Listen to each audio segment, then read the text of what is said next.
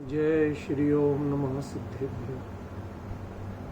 S सुरासुर मणु सिंध वंदिदं धोदगादिकं मलम प्रणमामि वड्ढमानं तीर्थं धम्मस्य कातारं से पुण्यतीर्थैरे ससौव सिद्धे विशुद्ध सा भावे समणे अणाणदंसं चरित तव वीर्यायारे ते सौवे समगं पतेगमेव पतेगं वन्दामि अवट्टन्ते अर्हन्ते मानुषे खेते किच्चारिहन्ताणं सिद्धाणं तैणमोगणहराणम्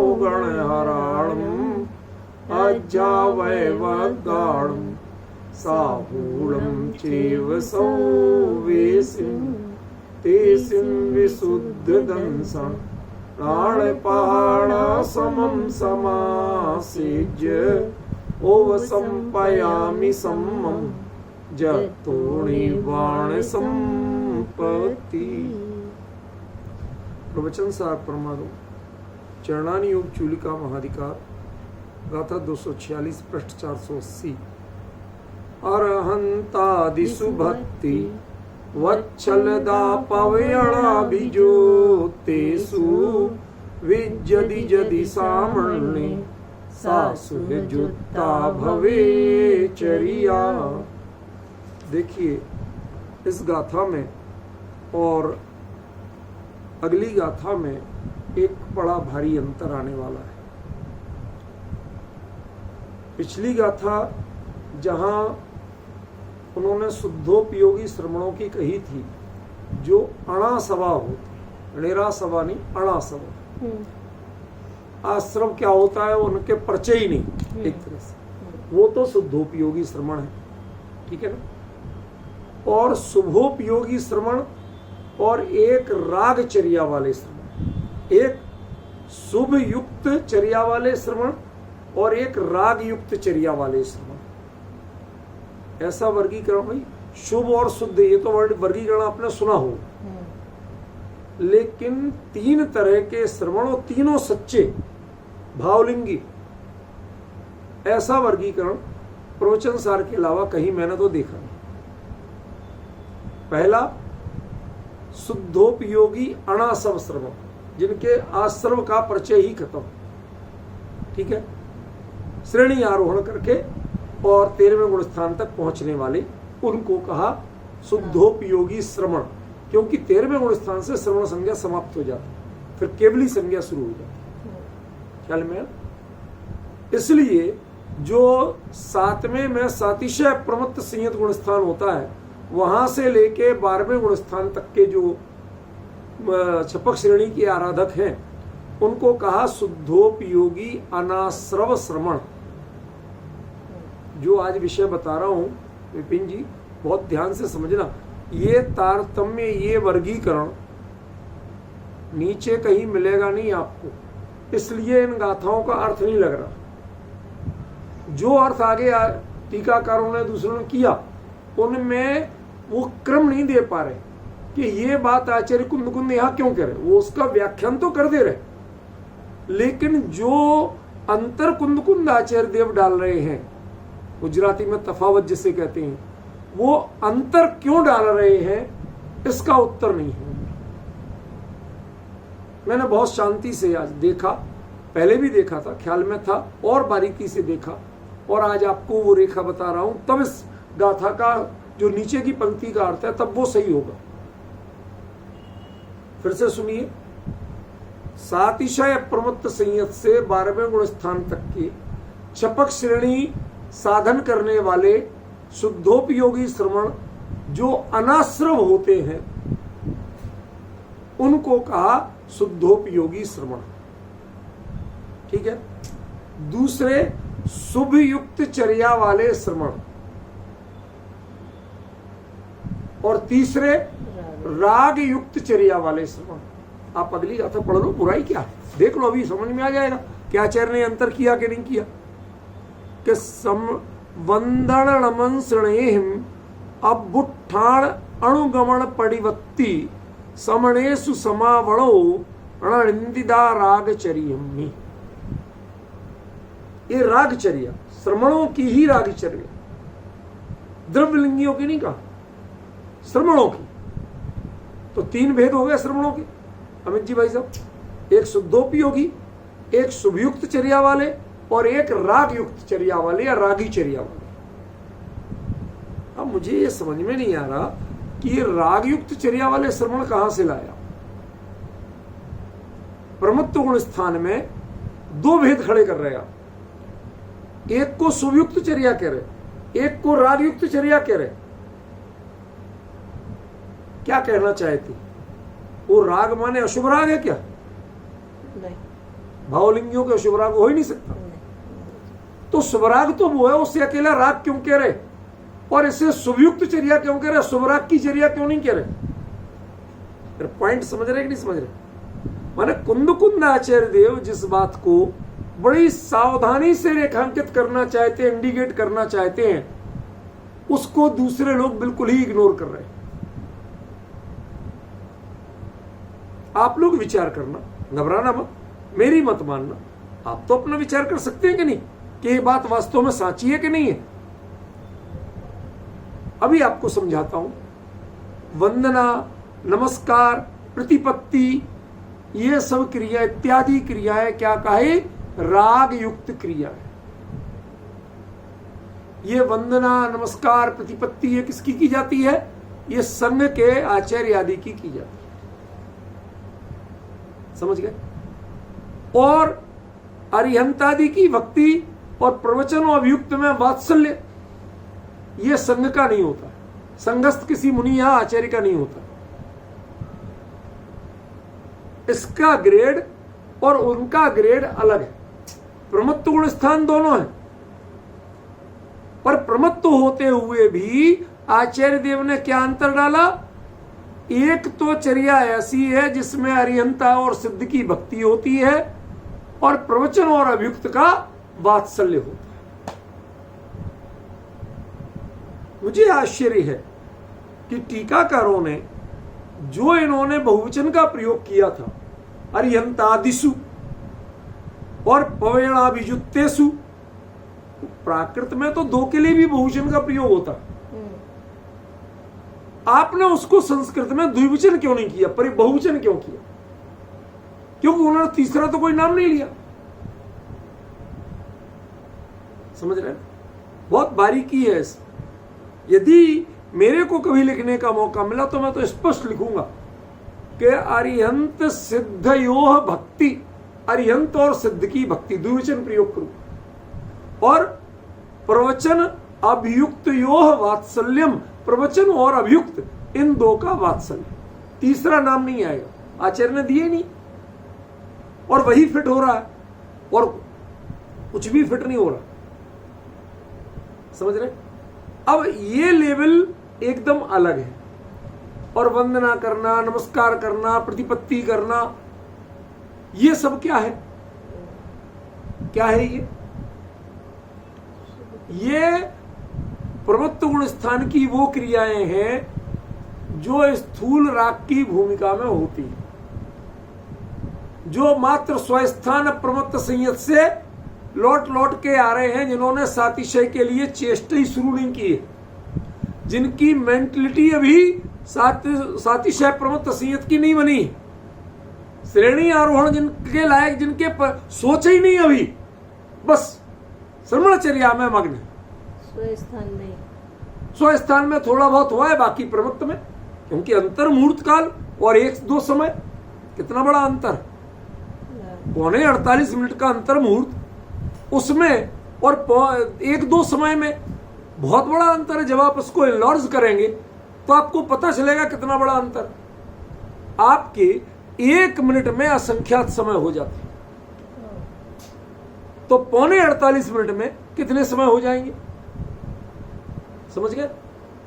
अब उनमें 1-2 समय आप अनुभव में रह लिए और बाकी किसमें है कि प्रमत्त में, और उस प्रमत्त में रह के कर क्या रहे हैं? किसी की वंदना कर रहे हैं, किसी को नमस्कार कर रहे हैं, किसी की प्रतिपत्ति कर रहे हैं। ये जो बाहरी 28 मूल गुण के और उनके आनुषंगिक क्रियाएं हैं वो आप कर रहे हैं, उनको आचार्य देव ने राग युक्त चर्या, राग की चर्या कहा। शुभ शब्द भी नहीं जोड़ा, अशुभ कह नहीं सकते और शुभ जोड़ा नहीं। आप ये चमत्कार देखिए,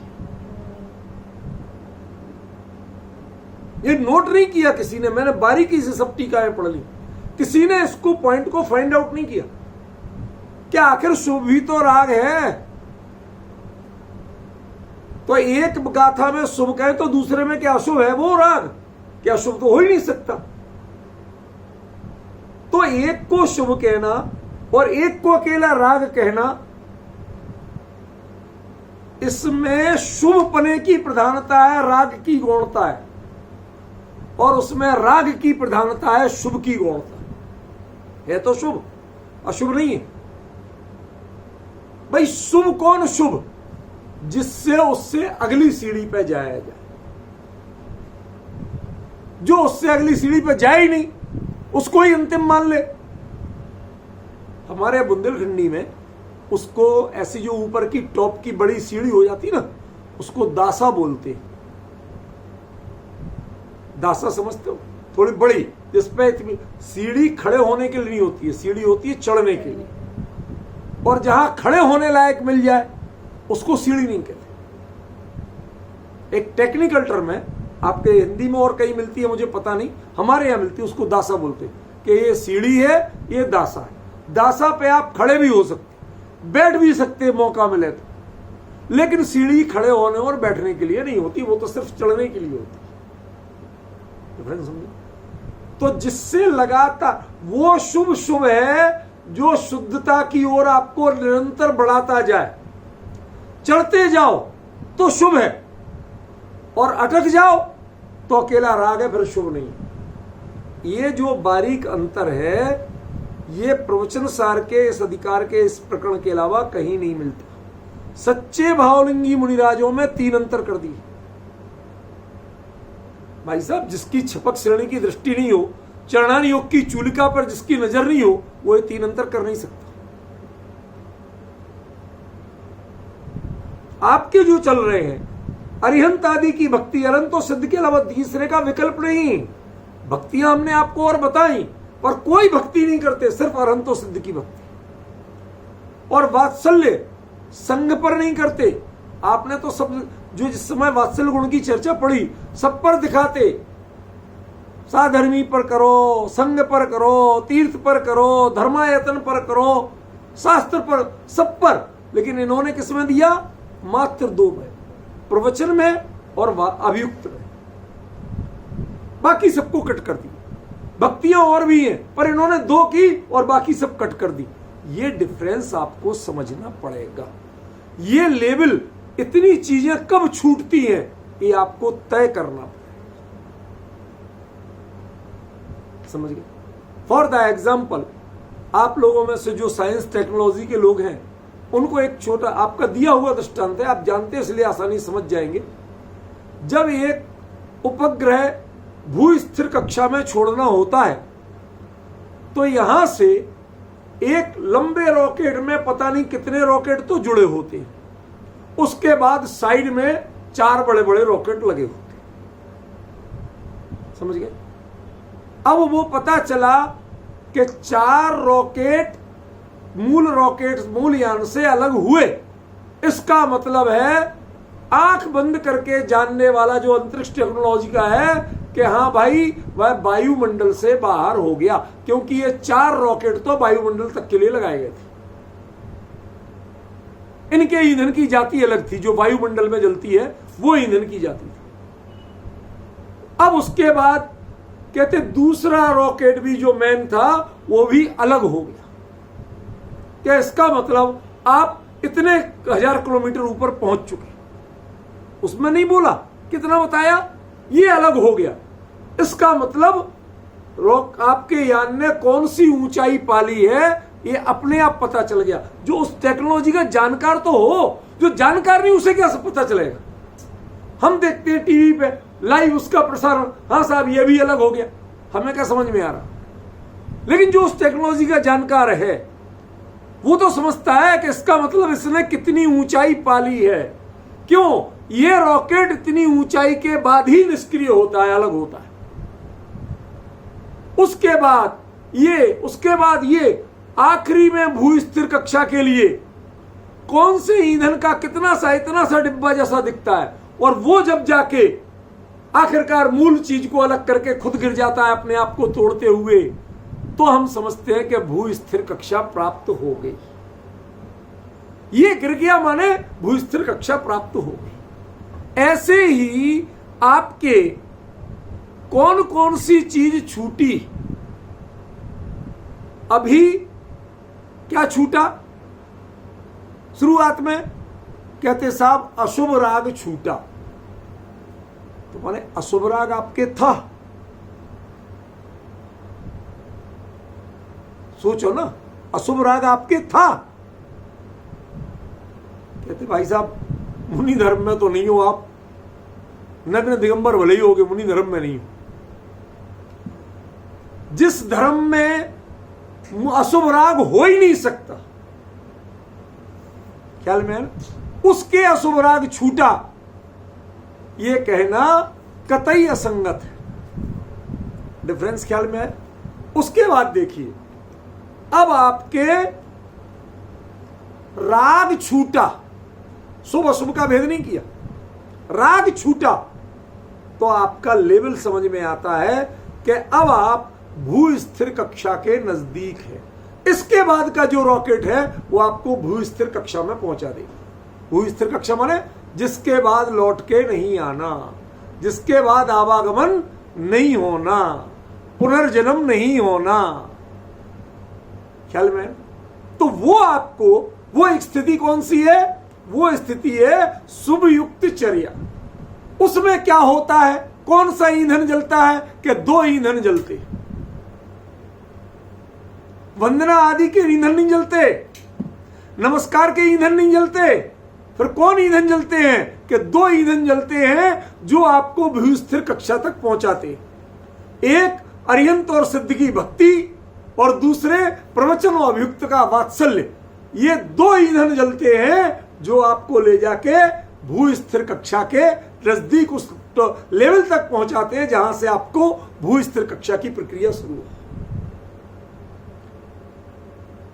अब इस टेक्नोलॉजी के जो अपरिचित हैं, जिसने श्रेणी आरोहण और मुनि धर्म की इन बारीकियों पर ध्यान ही नहीं दिया, विपिन जी आज आपको अपने हृदय की बात बता रहा हूं। मुनि धर्म वाली पुस्तक पढ़िए, उसमें मैंने साफ लिखा है यह इसका पूर्वार्ध है, उत्तरार्ध लिखा जाना है। ये उत्तरार्ध चल रहा है। ये जिनामनाय में मुनि धर्म का उत्तरार्ध चल रहा है। ये नहीं पढ़ते, इस पे चर्चा नहीं करते तो मैं लिखता क्या उसमें? फिर वही बाहरी चर्या है। ये मुनि धर्म का वो पक्ष है। मुनि धर्म साधन है, साध्य नहीं है। साधन किसका? वो साधन करके हुए तो बताओ आप तो बाहरी प्रवृत्तियां बता रहे हो, शादी के लिए तैयारियां बता रहे हो, शादी की प्रवृत्ति तो आप बता ही नहीं रहे। अभी तक जो मुनि धर्म पे हमने लिखा है उसमें कुछ कुछ कई जगह आध्यात्मिक संकेत हैं, लेकिन वास्तव में मुनि होने के बाद की जो वास्तविक प्रक्रिया होती है, कैसे श्रेणी आरोहण तक पहुंचते हैं, कैसे श्रेणी आरोहण, वो सारी प्रक्रिया कहीं नहीं कही। लेकिन उसको लिखने में सबसे बड़ा खतरा क्या है कि प्रवचन सार में भी सीधे सीधे तो वर्गीकरण करके कहा नहीं। कुंदाचार्य देव ने तो सांकेतिक कह दिया, टीकाकारों ने लिखा नहीं। अभियान कहा जाएगा ये तो सुदीप जैन अपनी अपनी ठोकरा। अब मैं किसको सुनाऊं? एक आप लोग हैं जिनको मैं बता सकता हूं, जो इसका संवेदन कर सकते हैं, जो फील कर सकते हैं कि हाँ वाकई में ऐसा कुंदाचार्य देव कह रहे हैं। ये गाथा का वो ईंधन है, वह शुभ युक्त चर्या, वह ईंधन है जो आपको श्रेणी आरोहण तक लेके जाती है। यदि ये छूट गया, बीच में फट गया ये रॉकेट, तो आप कहां आ जाओगे? वही वंदना नमस्कार पड़ीवत्ती यही करते रहो। क्या करना? क्या करना, जाओ भैया आचार्य को वंदना करके आओ, नमस्कार करके आओ, प्रतिपत्ति करो, यही काम चल रहे। और जो मुनिराज अरिहंत सिद्ध भक्ति और प्रवचनों अभियुक्त के वात्सल्य मात्र यहां तक सीमित हो गए, सारा संग उनकी ओर टकटकी बांध के देखता है कि हमें कोई केवली मिलने वाला है, जो उनके वंदना आदि का ना उत्तर दे ना वंदना करे। सोचो, संग में रहते हुए, संग में बैठे हुए और प्रमुख गुण स्थान में रहते हुए भी जिनको ना आचार्य की वंदना का भाव आए, ना प्रतिवंदना का भाव आए, ना किसी को कुछ कहने का कोई चीज का विकल्प तक नहीं आए, अपने आप को जिन्होंने सीमित कर लिया है 2 कार्यों तक, उसके आगे जिनका उपयोग नहीं जाता है, तो उन्हें लगता है कि ये भू स्थिर कक्षा की ओर बढ़ने वाला जो रॉकेट है ना, वहां तक उसको सुलगाने का ईंधन है, ये उसे सुलगाएगा, वो सुलगेगा, ये खुद अलग हो जाएगा और वो चल जाएगा। इसके बाद श्रेणी आरोहण हो जाएगी। यदि इससे नीचे चले गए तो श्रेणी का ठिकाना नहीं। मतलब कहीं आचार्य ने कह आप सकते हो, बिल्कुल आपको अधिकार है कि शब्दों में कहां लिखा है चपक श्रेणी है या एक किसकी है। देखो, आचार्य कुंद कुंद के सामने जो दुविधा थी उसको आप कभी समझ सकते हो गंभीरता से। क्यों? क्योंकि 2 जो आगम ग्रंथ विशिष्ट थे वो उनके पहले लिखे जा चुके थे और उसमें ये बात थी नहीं। तो जितने करणान योग के रूढ़ी चुस्त लोग थे वो क्या कहते, साहब कहां है इनमें बताओ। भाई आज भी तो यही कहेंगे, बताओ कहां, धवला में कहां लिखा बताओ, जय धवला में कहां लिखा बताओ। अब तुम जिनसे उत्तर मांग रहे हो उनके सूत्र में ही नहीं है तो उनकी टीका में वो बात कहां से आएगी। डिफरेंस समझ रहे ना? बहुत बारीक बात है, बहुत सावधानी समझने योग्य बात है। ये कुंद कुंद की क्षमता थी कि उन्होंने बड़े बारीकी से अंतर करके बताया। शुभ भी राग है लेकिन शुभ को शुभचर्या कहा, राग नहीं कहा। और राग भी राग है, वो भी शुभ है लेकिन उससे शुभ नहीं कहा, मात्र राग की चर्या कहा। एक को शुभ की चर्या कहना, एक को राग की चर्या कहना, चक्कर क्या है? जबकि दोनों शुभ राग है। कभी तो उपयोग लगाना चाहिए, कभी तो विचार करना चाहिए कि आचार्य संकेत क्या कर रहे हैं, आप बताना क्या चाहते हैं आपको। बड़ी दुविधा थी आचार्य देव की कि ना तो यहां के आगम पर उंगली उठाना थी और ना सत्य बताने से चूकना। दोनों का तालमेल करके उन्होंने संकेत कर दिया, भैया समझ जाओ तो समझ जाओ और ना समझो तो ना समझो। बिन जी, सच कहता हूं, कभी यदि हिम्मत करके मैं लिख गया तो ये सारी चीजें इतने डिटेल से, इतनी बारीकी से लिखने वाला हूं। जनाब नाय में मुनि धर्म का अंतरंग एवं समुन्नत पक्ष, जो उन्नति मोक्ष मार्गी पक्ष, वो लिखूंगा। कम से कम 400-500 पेज होगा और उसमें एक एक चीज किसकी बारीकी देने वाला, कैसे होता है, क्यों होता है, यही 2 भक्तियां क्यों, यही 2 वात्सल्य क्यों, और बाकी दुनिया भर के वात्सल्य सारे गायब कर दिए। और बहुत सी भक्तियां कुंद कुंद ने स्वयं लिखी, 10-10 भक्तियां, कालांतर में 14 भक्तियां तक प्रचलित हो गई। इतना होते हुए आपने मात्र 2 भक्ति करने की कही। वात्सल्य में अनेकों प्रकार के नाम दिए पर आपने अनेक में से मात्र 2 प्रकार के वात्सल्य की बात कही। जब ये डिफाइन किया जाता है, छांट के लिया जाता है, तो उससे आपका स्तर अपने आप तय होता है।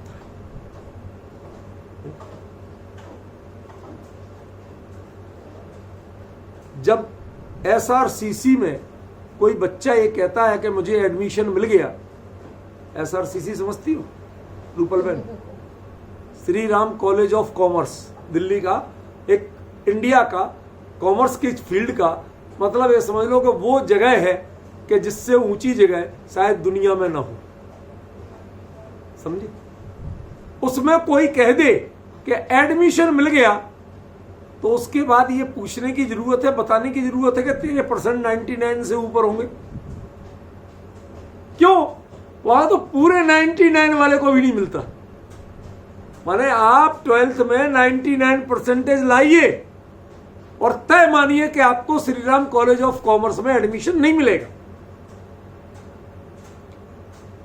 मेरे एक मित्र का बेटा, उसको प्रॉपर 99 थे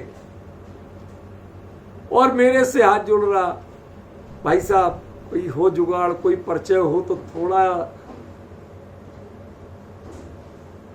कुछ नहीं, इससे प्लस हो तो बात करो। 99 तक बात नहीं करते। सुपल बहन समझ रहे हो? ये दुनिया की तो महिमा हम बहुत जल्दी करना जानते। ऐसे जो मुनिराज इन 2 भक्ति और 2 वात्सल्य के अलावा बाकी की बात नहीं करते, विकल्प नहीं लाते जिनके जीवन में, तब हम समझते हैं कि ये श्रेणी आरोहण करने वाले मुनिराज ये कभी भी कर सकते हैं। इनकी पात्रता वो है जिनको इसके अलावा का विकल्प आता है, प्रवृत्ति होती है, वो अभी श्रेणी की तैयारी में नहीं है। They are not physically or mentally prepared for श्रेणी। भाई साहब, अमित जी सोचिए, ये कुंद कुंद है जो बता सब रहे हैं, लेकिन गुरुदेव एक दृष्टांत देते थे। जो खासी दूध देने वाली गाय होती ना, जिसको बहुत दूध देती, जैसे आजकल जर्सी गाय वगैरह बोलते हैं, तो उनके दूध जब ज्यादा बनता है, अच्छा खान पान भी होता है, तो उनके थनों को दबा के दूध निकालने में वो इतने टाइट होते हैं, कहते आपके अंगूठे में जो दूध ग्वाला होता ना, उसके अंगूठे में बहुत दम चाहिए। कहते इसीलिए मशीनों से निकलता है, आपके हाथ में आप निकालते निकालते हाफ जाओगे, कितने किलो निकालोगे और कितना लगातार जोर डालोगे। ऐसे ही ये कुंद कुंद के वचन हैं, इसमें बहुत आपको सावधानी चाहिए, बहुत शिष्टाचार चाहिए, बहुत उपयोग की एकाग्रता चाहिए, तब जाके पकड़ में आएगा कि कुंद कुंद क्या कह रहे हैं। खास तौर पर प्रवचन सार में जो चर्चाएं भरत क्षेत्र में चलती नहीं थी, विच्छिन्न हो गई थी, उन चर्चाओं को अविच्छिन्न बनाया है प्रवचन सार। उस टूटी हुई धारा को जोड़ा है, केवली का विरह भुलाया है। गुरुदेव बारंबार कहते थे, आपको एक शब्द याद हो, धन्य है कुंद कुंदाचार्य देव, केवली का विरह भुला दिया। किस बात से भुला दिया? जो बातें, जो जानकारियां, जो प्ररूपण केवली के बिना संभव नहीं है, वो सारी की सारी बातें प्रवचन सार में लाके आपने लिख के रख दी। अब जिसमें दम हो वो निकाल के दिखा। क्या अंतर है, कितनी गहराई है सच्चे मुनिराज में। शुद्ध चर्या, शुद्धोपयोगी चर्या, शुभ युक्त चर्या और राग युक्त चर्या, ये तीनों में एक में तो चलो शुद्धोपयोगी तो समझ में आता है, श्रेणी आरोहण में उसमें राग की स्थिति नहीं है, लेकिन इन दोनों में प्रशस्त राग ही है, शुभ राग ही है। लेकिन शुभ राग को भी छान के तैयार करना, उस लेवल का बनाना, भाई साहब, मैं मंदिर जी के लिए चावल लेने गया। अब आप सोचोगे इनकी गाड़ी पटरी से उतर गई, मैं कभी नहीं उतरता, आप अपने उपयोग को चलाए रहो। चावल लेने गया, पुरानी दिल्ली एरिया में थोक वालों के यहाँ जो होलसेल मार्केट होता है चावल का, उनके यहाँ कुछ लैंग्वेज चलती है, पेटेंट लैंग्वेज। वो कहते हैं कच्चा चावल चाहिए, पक्का चावल। कच्चा माने जो भाप के बिना धान को छील के, चलता मशीनों से ही है, लेकिन भाप के बिना, भाप से तो पक गया। एक होता है जो पूरी भाप से पका दिया जाए एक तरह से, उसको कहते हैं सैला चावल। वो थोड़ा पीला सा दिखता है। क्यों? उसके धान के छिलके का कलर उस पे आ जाता है। धान का छिलका पीला होता है ना, तो उसका कलर उस पे आ जाता है। एक जरा सा वो धान के छिलके को चटकाने के लिए थोड़ा सा भाप देते, हल्की सी, छिलका चटका और वो मशीन ने निकाल दिया। समझ गए? और एक वो होता है कि जो मशीन से छिलका उतारते तो हैं, लेकिन उसे भाप दे के नहीं उतारते, बिना भाप के उतारते, उसको कहते हैं कच्चा चावल। कच्चा चावल पक्के चावल से लगभग 1.5 गुने रेट पे आता है, चाहे आप उसका टूटा ले लो चाहे साबुत ले लो। क्यों? भाई साहब, उसमें तो सारे ही साबुत निकलते हैं। क्यों? भाप से छिलका उतर गया तो टूटना कहां है, भूले भटके टूटेगा। और इसका साबुत निकालने के लिए कितने फिल्टर लगाना पड़ते हैं ये हम जानते हैं। वो है तो उसी धान का चावल, ध्यान दीजिए, बारीकी बता रहा हूं, है उसी धान का चावल, लेकिन इसके पूरी दोनों अनियुत, आपके यहां बोलते हैं ना, पुरानी पूजनों में एक शब्द आता है अनियुत, माने नोकों सहित चावल, चावल की नोक भी नहीं टूटी हो। कभी अमित जी पढ़ा है पुरानी पूजन में? आपने नहीं पढ़ा हो तो पुरानी पूजन पढ़िए, उसमें ऐसा आता है, जब अक्षत का आता है तो अनियुत, मुक्ता जैसे, मोती जैसे, और कोनों सहित, अनि माने हो। अब आप लोग इसलिए ध्यान नहीं दे पाते, शब्द का अर्थ ही पता नहीं। भाई आईआईटी में पढ़ाया नहीं जाता और यहां पढ़ा नहीं नाराज मत होना, समझ में आया ना? भाई जो चीज जहां पढ़ाई जाती वही तो मिलेगी।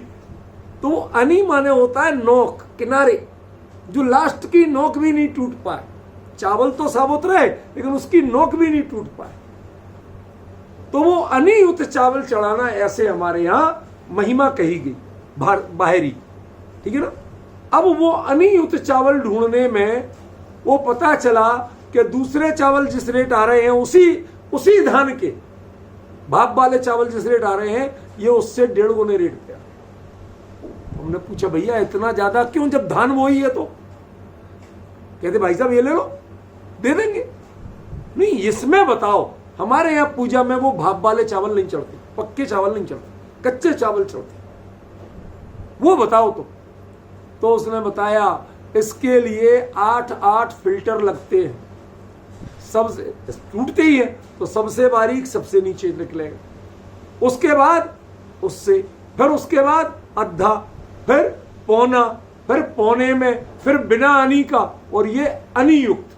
कहते इतने फिल्टर लगते हैं, तब जाके पता चला 1 किलो चावल में 50 ग्राम चावल अनि वाले निकलते, बाकी नीचे निकल जाते।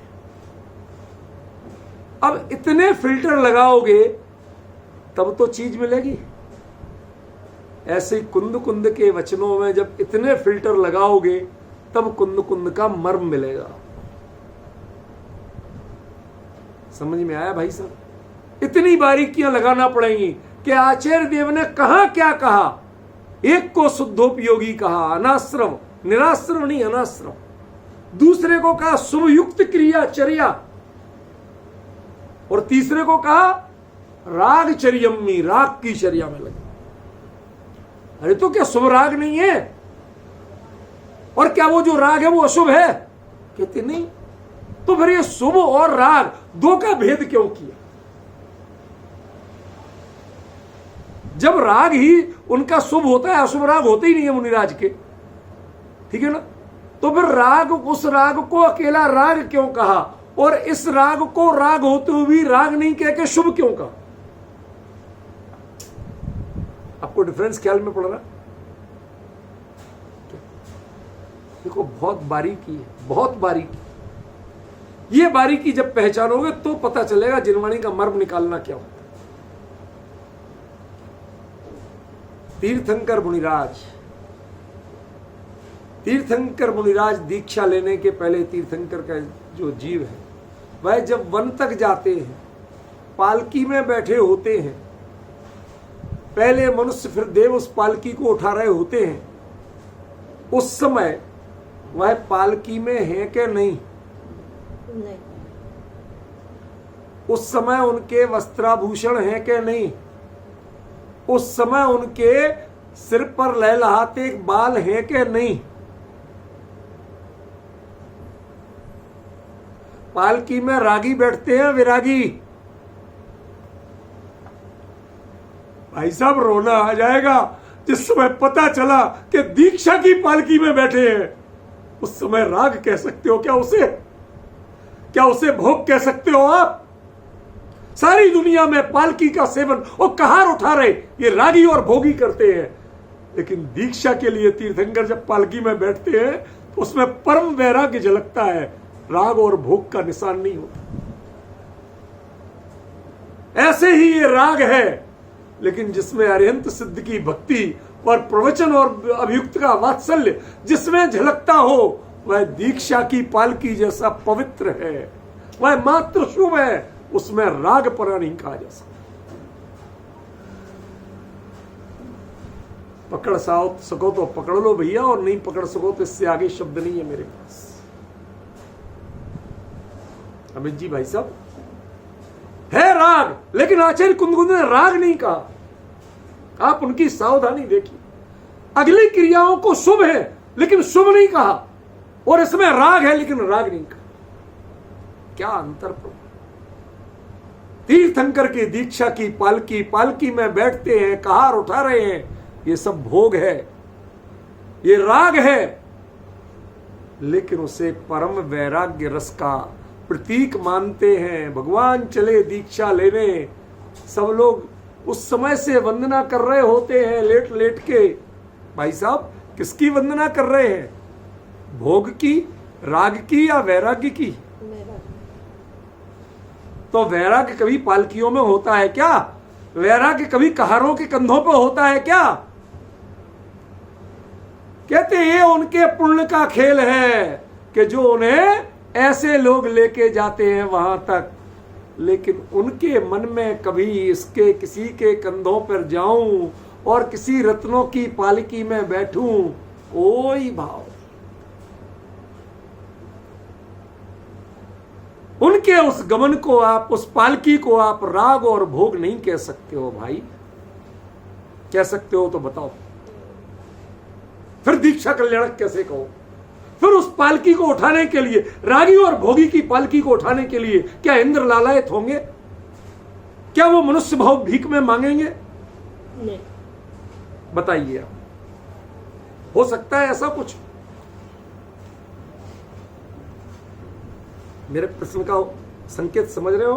क्या कह रहा हूं मैं? क्या डिफरेंस पड़ रहा है वो समझ रहे हो? कितना बड़ा अंतर पड़ रहा है? ये सही है कि रागी और भोगी ही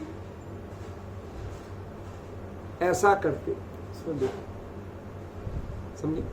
रागी और भोगी ही पालकी में। हमारे आप में देखोगे तो जो पालकी से जाएगा, तो हमारे यहां शिखर जी की वंदना करने जाते हैं तो उस समय गीत गाते हैं लोग कि बग्गी जावे राजा भाई, पलकी जावे सेठ, और पैदल जावे जैनी भाई, गण गिने नार शिखर समेत। तुम तीर्थ वंदना करने जा रहे हो, जहां मुनिराजों ने तपस्या की, मोक्ष गए, वहां तुम पालकियों में जा रहे हो, बग्गियों में जा रहे हो। पैदल जाओ। क्यों भाई साहब? ये आप कहते हो कि नहीं कहते हो? पालकी को वैभव का, विलासिता का प्रतीक मानते हो कि नहीं मानते हो? तो क्या तीर्थंकर की वह पालकी जिसमें दीक्षावन की ओर जा रहे हैं, वह वैराग्य का प्रतीक है या राग और भोग का प्रतीक है? सबके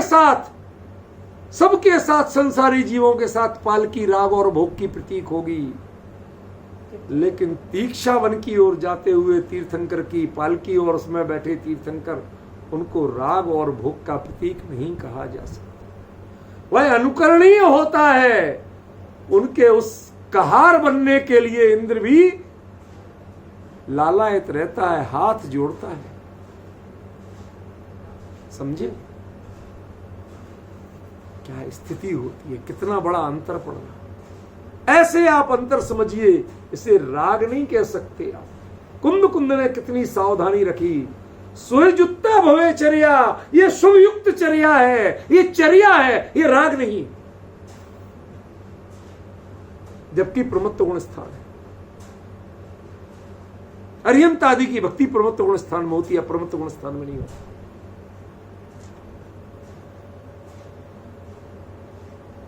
भाई साहब, हमें वहां आश्चर्य होता है जब कुछ व्याख्याकार अरिहंत आदि की भक्ति को भी परम निर्विकल्प समाधि रूप चैतन्य ऐसी ऐसी व्याख्याएं करते हैं। ठीक है, निश्चय रूप, अब तुम निश्चय व्यवहार करोगे जब तो वो है प्रवचन सार में निश्चय व्यवहार है कहां? इसमें डिवाइडेशन, ये वर्गीकरण, ये डिवीजन है ही नहीं। ये तो सीधी सीधी बात कर रहे हैं। अर्यंतो सिद्ध की भक्ति माने वही भक्ति है, कोई उसमें निश्चय व्यवहार नहीं है, वह प्रमत्त गुण स्थान है, लेकिन इससे नीचे नहीं उतरते। इसका मतलब ये मात्र शुभ की चर्या है जो शुद्ध में ये सीढ़ी है, ये दासा नहीं। ये खड़े होने, विश्राम लेने, अटकने के लिए नहीं है, ये टिकने के लिए नहीं है, ये सिर्फ चढ़ने के लिए। जिससे सिर्फ चढ़ा जाता है वो सीढ़ी होती है, और जिस पे खड़े होने की जुगाड़ हो वो दासा होता है, सीढ़ी नहीं होती। स्वस्थान प्रमत्त संयत दासा है। और जिसको प्रमत्त गुण स्थान में भी मात्र दो भाव रह जाएं, अर्यंत और सिद्ध की भक्ति और प्रवचन और अभियुक्त का वात्सल्य, इसके अलावा कोई भाव जिसके शेष नहीं हो, कि अब उसके लिए ये सीढ़ी है। इसके बाद वो सातिशय प्राप्त करेगा, स्वस्थान में नहीं जाएगा। सातवां सीढ़ी भी होता है और दासा भी होता है। क्या? जब स्वस्थान होता है तो दासा होता है, और जब सातिशय की ओर बढ़ते हैं तो सीढ़ी होती है। विपिन जी, कभी कभी कुछ देसी शब्द बड़ा अच्छा मर्म देते हैं।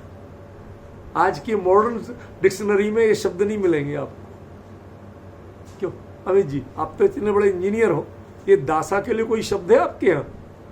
स्टेयर्स, इसमें कोई डिफाइन किया गया कि कोई थोड़ी चौड़ी स्टेयर आ जाए तो उसे क्या कहोगे? और देसी शब्दों में मिलता है। कितना सटीक प्रयोग आया कि नहीं?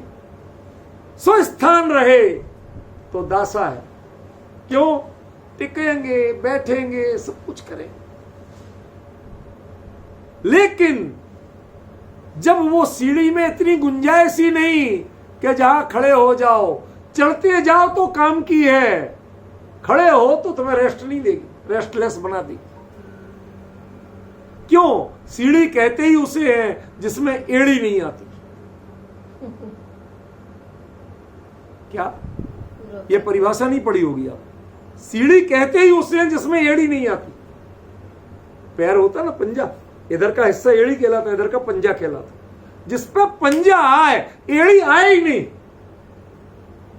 और जब एड़ी नहीं आएगी तो खड़े कहां होगे? फिर तो खाली चढ़ सकते हो। पंजों से चढ़ा जाता है, एड़ी से खड़ा हुआ जाता। बॉडी का लोड एड़ी लेती है, पंजा नहीं लेता। पंजा तो सपोर्ट करता है, बैलेंस बनाता। क्यों अमित जी, गलत कह रहा हूं? ख्याल में आ रही है बात? बॉडी का लोड कौन लेता है? एड़ी लेती है, और एड़ी जिस पे रखने की जगह नहीं होती उसका नाम सीढ़ी। उतनी जगह ही नहीं देती वो। कितनी जगह कि बाकी पूरा पंजा आ जाए, एड़ी छूट जाए। मतलब इसे अटकना नहीं है, चढ़ते जाओ, खड़े नहीं हो। कल्पना करिए, ये वो भाव हैं कि जिनमें चढ़ते जाओ। ये भाव जिनके रह जाएं और सारे भाव छूट जाएं, सारी वंदना सब छूट जाए, प्रतिक्रमण छूट जाए, प्रचक्षण छूट, सब कुछ छूट जाए। क्या आगमन, क्या आगमन, क्या समिति, सब छूट जाए, मात्र ये दो कार्य रह जाएं, तो समझना कि अब इस जीव के सातिशय प्रमत्तपना हो सकता है। इसके लिए अगली सीढ़ी सीढ़ी होगी, दासा नहीं हो। इसलिए आचार्य ने उसे सुहजुक्ता भवेचर्या। एक और मर्म बताओ, भवे, भवे का अर्थ क्या है? होना चाहिए। यदि ऐसी चर्या है तो अगली ऐसा ही होना चाहिए। मीन्स 100% हो ही जाएगा ये गारंटी नहीं है, लेकिन ऐसी चर्या उनकी होती है जिनके ऐसा होना हो।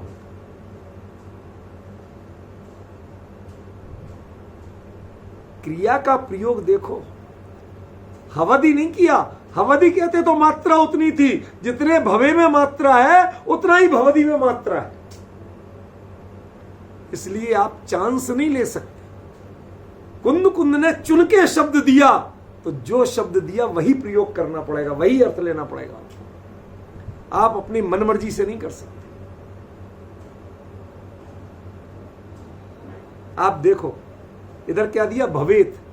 भवेत माने है। नीचे देखो 246 गाथा का जो अन्वयार्थ दिया है उसमें भवेत का क्या अर्थ दिया है। अरे भवेत माने है कभी होता ही नहीं है। भवेत माने होता होना चाहिए कि इसके तो अगला क्षण बिल्कुल सातिशय प्रमत्त संयत का ही होना चाहिए। ये शुभयुक्त चर्या है, जिसके बाद सीधा शुद्ध होता है। उसके पहले तो राग है, कहने को वो भी शुभ है, लेकिन उससे शुभ नहीं कहा, अकेला राग। कभी कभी आनंद लेना सीखो। आचार्य कुंद कुंद जो ये बारीकियां करते हैं, आप सोचो उन्होंने कलम को कितनी बार घिसा होगा जब इतनी बारीक बनी हो। हर किसी से नहीं बनता, समझे। अभी उस दिन जब मांडला बनाना था तो बिल्कुल मुलायम से मुलायम और बिल्कुल प्लास्टिक के भी स्पेशल, जिनमें कोई जीव के बाल वगैरह कुछ नहीं लगे, ऐसे ब्रिसल्स मंगवाए। अब उसमें जो बाउंड्री बनाना, बड़े घेरे बनाना, वो दिखना चाहिए, उसके लिए उस साइज का ब्रश लिया। फिर उसके बाद जो कल्याणकों के नाम लिखना, तो वो भी दिखना चाहिए, लेकिन अब जगह जितनी है, फिर उसके बाद में उससे थोड़ा कम मोटा ब्रश लिया। फिर मुझे 5 कल्याणक हैं किसके ये बताना था, तो अकेला महावीर राय नमः लिखना था। अब उसके लिए जगह बहुत कम थी, तो और पतला ब्रश लेना। क्या प्रयोग करना है उसके लिए उपयुक्त ब्रश जैसे चुनना पड़ता है, उपयुक्त साधन। कुंद कुंद के लिए क्या संकेत करना है, इसके लिए उतनी बारीकी से शब्दों का प्रयोग करते हैं, चुन चुन के। क्या मोती सुनार लगाएगा, जैसे कुंद कुंद ने इस गाथा में एक एक शब्द जुड़े। ख्याल में आ रहा? क्या अद्भुत चर्चा है, मन नहीं भरे ऐसी चर्चा है। विज्जति यदि सामण्य, यदि सामण्य में ऐसी स्थिति हो जाती है, इसका मतलब डू यू नो, यदि सामण्य, यदि सामण्य में ऐसी स्थिति हो जाती है, मतलब हमें पता तो चल गया लेकिन प्रयोग नहीं हो पाए। धैर्य दो अपने आप को। आप कुंद कुंद के हृदय का व्याख्यान कर रहे हैं, संभालो अपने आप को। जो आपके लिए परम पूज्य है, ऐसे कुंद कुंद आचार्य देव के हृदय का व्याख्यान कर रहे हैं। इसका मतलब समोसरण में जाके भगवान के सामने बैठ के 7 दिन दिव्य ध्वनि सुन के समोसरण के सारे जीवों गणधर आदि को सबको देखा, प्रवचन का वात्सल्य भी किया, अभियुक्त का वात्सल्य भी किया, लेकिन ये चीज विज्जति जब कंटिन्यू बढ़ती रहे, विद्यमान हो जाए, हिले ही नहीं, समझ में आएगा। कितनी बार स्वस्थान होगा, जब हम प्रमुख गुण स्थान में इससे नीचे नहीं गिरेंगे, तो एक ना एक समय तो आएगा जब सातिशय होगा। विज्जति यदि सामण्य, यदि जिसके सामण्य में यह विद्यमान रहती है, इसका क्रम नहीं टूटता है, स्वस्थान होके भी लौटे तो भी इससे नीचे नहीं उतरे। समझ में? यह कंटिन्यू बना रहा, फिर से कोशिश, फिर गए, फिर भी लौट आए, कोई बात नहीं, लेकिन हम इससे नीचे नहीं उतरे। कोई वंदना नहीं, कोई प्रतिक्रमण नहीं, कोई पचखाण नहीं, कोई नमस्कार नहीं, कोई प्रणिपत्ति नहीं। अगली गाथा में जो बातें आ रही हैं वो काम करते ही नहीं, जो कोई समिति का पालन नहीं।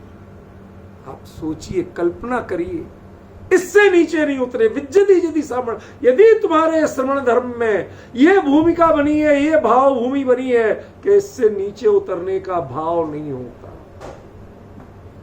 तो सा सुयुक्ता भवे चर्या, ये सब चर्या शुभयुक्त हो सकती है। शुभयुक्त माने जिससे नेक्स्ट सीढ़ी सीधी साथ से प्रमत्त हो, ये हो सकती। इस बार नहीं हुआ तो अगली बार हो जाए।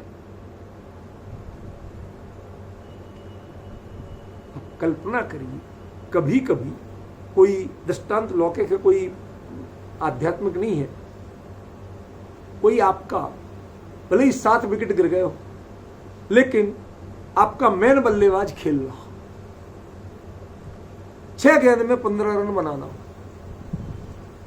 पहली गेंद खाली गई लेकिन खेल वो रहा, तो आपके मन में हौसला रहता है, ये देख रहा है बारीकी से, ये गेंद इसने तिरछी फेंकी, उसने पड़ी है, उस जगह जहां से टर्न की थी वहां जाके बल्ले से ठोकी है, जरूर अगली बॉल पे छक्का पड़ेगा, हौसला रहता है। और दूसरा अनाड़ी हो बॉलर, अरे यार ये खेल रहा है, 12 रन के 6 रन बनाना तो गारंटी क्या है इसकी, खेलेगा कि विकेट उड़ाएगा।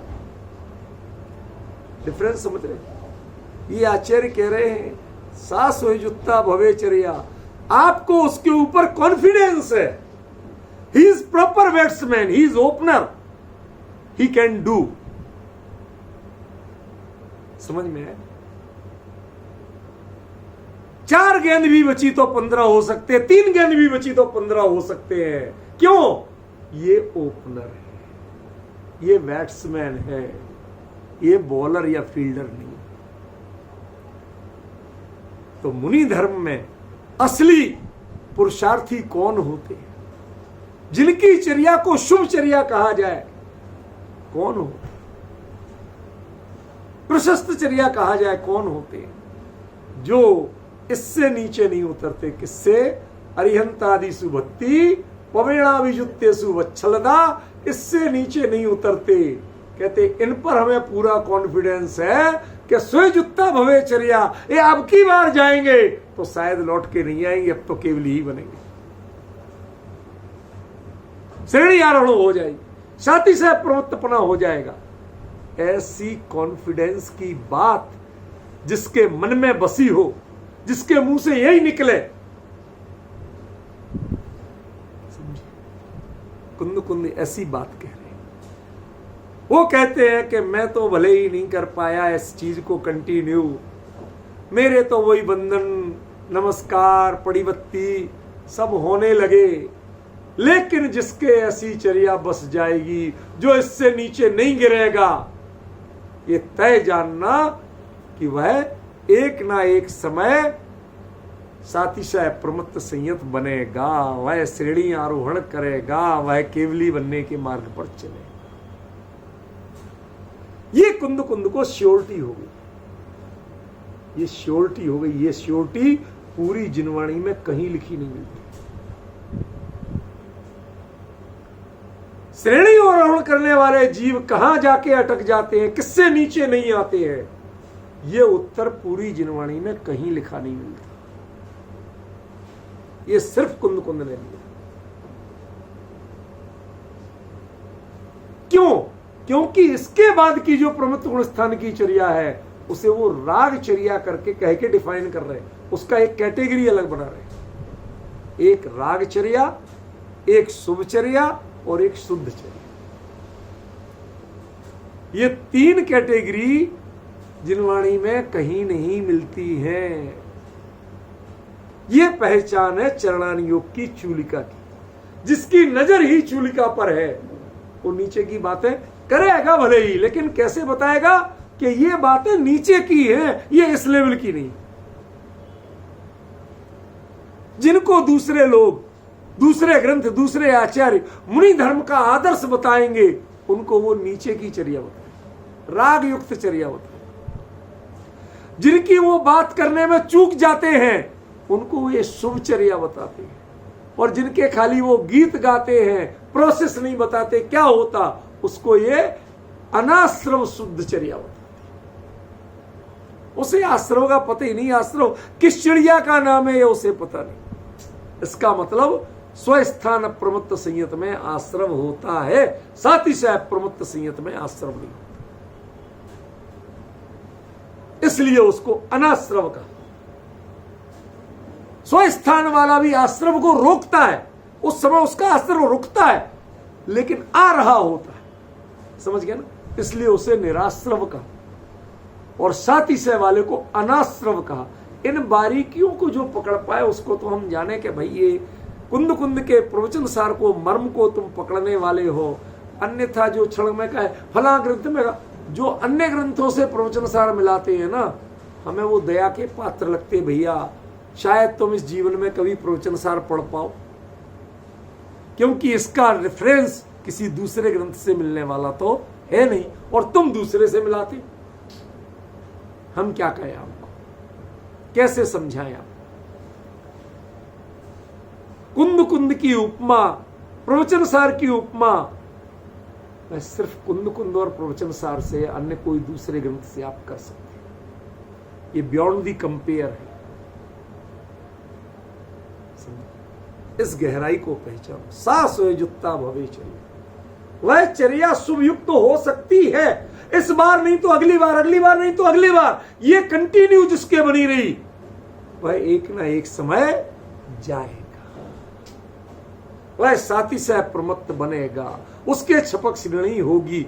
इससे नीचे मत गिरना भाई। राग हो, प्रमत्त गुण स्थान हो, लेकिन इससे नीचे मत गिर जाए। सच बताऊं, जिनाम नाय में मुनि धर्म के स्वरूप में सिर्फ यही बात नहीं है, बाकी सब बात। दर्शन कैसे करना, वंदना कैसे करना, नमस्कार कैसे करना, पड़िवत सारी चीजें उसमें भरी पड़ी हैं। आहार कैसे करना, विहार कैसे करना, निहार, सब चीजें दी हुई है। नहीं है यदि कुछ तो स्वस्थान से साथी से बनने की विधि नहीं दी।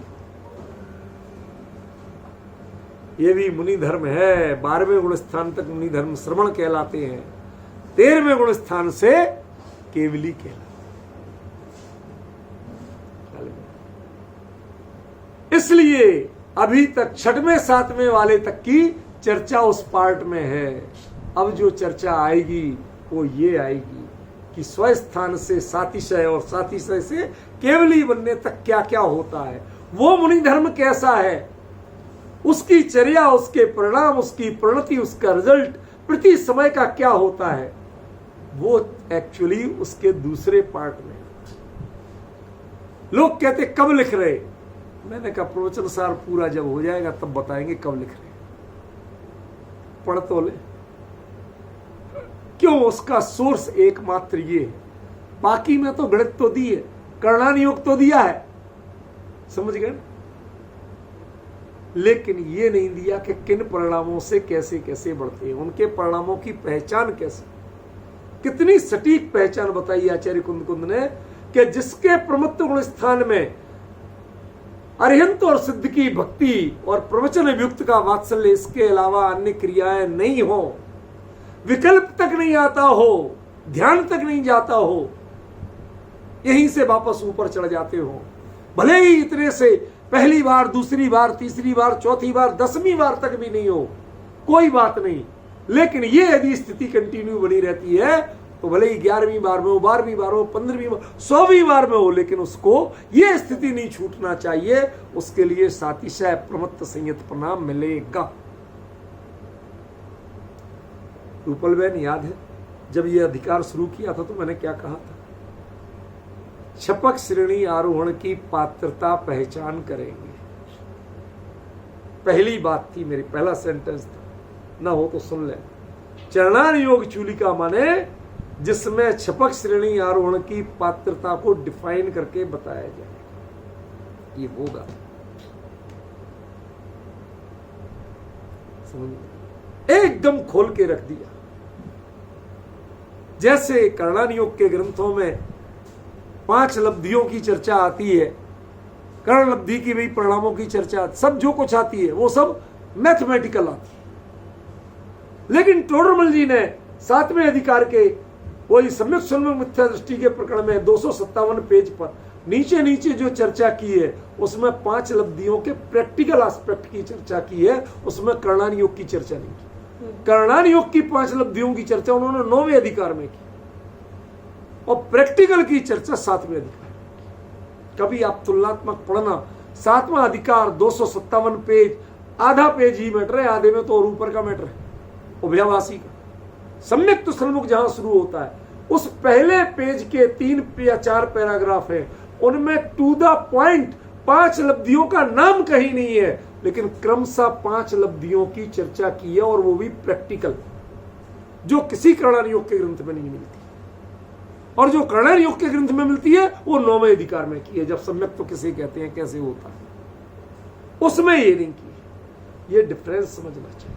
इसी प्रकार सारे कर्णान योग ग्रंथों में चपक श्रेणी के लिए, श्रेणी आरोहण के लिए परिणाम कितने कितने होते हैं ये तो दिए, पर कैसे कैसे होते हैं और किस किस विधि से होते हैं ये नहीं दिया। ये चर्चा खाली प्रवचन से, इसको हम समझें, गंभीरता से समझें, नोट करें अपने उपयोग पर। यदि आपको एक ना एक दिन इस मार्ग पर बढ़ना है तो इसे अपना भविष्य का पाथेय समझ के स्वीकार कीजिए।